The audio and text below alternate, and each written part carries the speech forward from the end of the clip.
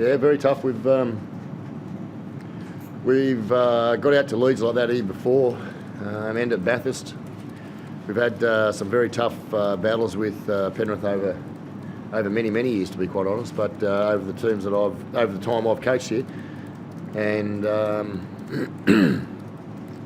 they did a good job on the back end of it to keep the scoreline to where it was, and we had a big job on our hands. They're a good team, Penrith. First 10 minutes set the platform, didn't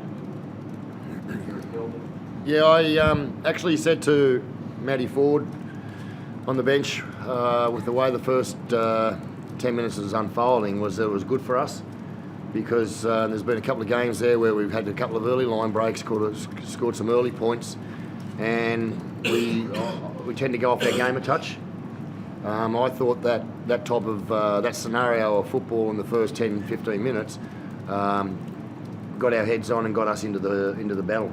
I know it's a little bit different to say when I'm sitting there. I don't have to do all the tackling or whatnot, but we had 96. They had 96% of the footy in the first 11 minutes, so we had a hell of a lot of work to do in that first stanza of the game.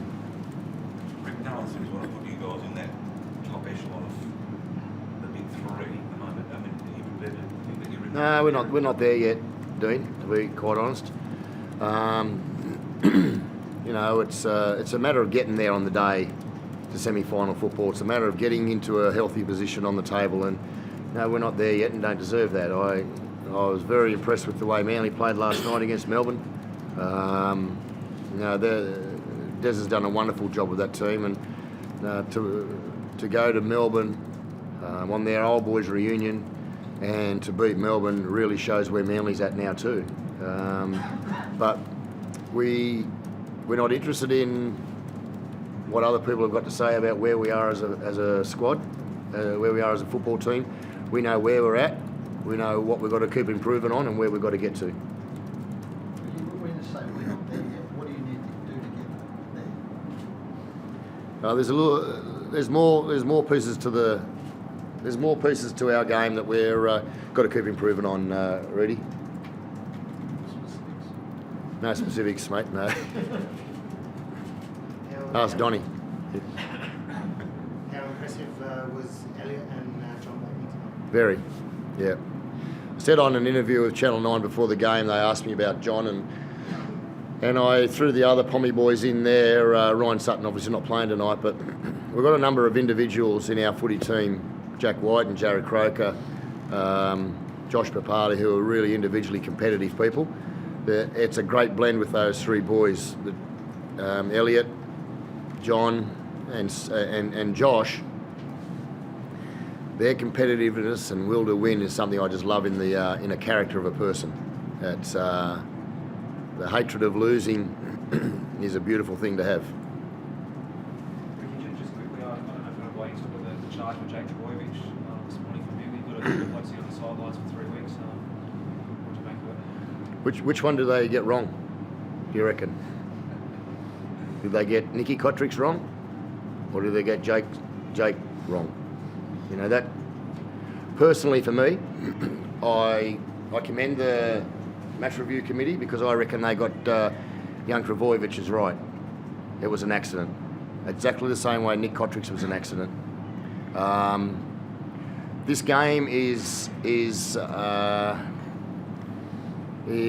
moving into a very, very dangerous period in regards to the consistent interpretations that are getting continually changed. We have a very high speed game. We have at high speed we have such huge collision, and there are going to be accidents. James Maloney had a crusher on Johnny Bateman tonight, and I'm so happy that the fact for the game, obviously I'd love to get a penalty there, but for the game, we don't need to get the penalty there. We don't need to have an interpretation of the penalty there, because it was a complete and pure accident. We're getting too many people put out of the game because of accidents on the footy field. We have to be we have to have common sense in regards to our interpretation towards a number of incidents. The send-off of young Ponga the other night was a disgrace. You don't need that in our game. It was an accident. When there's intent to hurt somebody, when there is intent to actually put a person on his head, intent to hit someone high. They're the things that have got to be dealt with. You know, I personally believe the match review committee got that one right with Jake, and they got Nick Kotrick's dreadfully wrong, and they were both the same tackles. Consistency is the thing we all want, Rick, but we just seem to be unable to find it. I mean, this is sort of an ongoing issue with the match review for years now. We can't keep changing the interpretations of the game to keep pleasing everybody, Rudy. You know, I had one bloke talk to me about 2 weeks ago about mums and dads are watching this game. Well, big deal. It's a tough elite sport. Now, there are going to be accidents, there's going to be high shots, and there's going to be tough collision at certain times because of the speed and the nature of the game. But we can't keep changing the interpretations of the game to be pleasing everybody. The game isn't that bad. You know, we've got bloody match review committees or rules committees, and they're not at the coalface.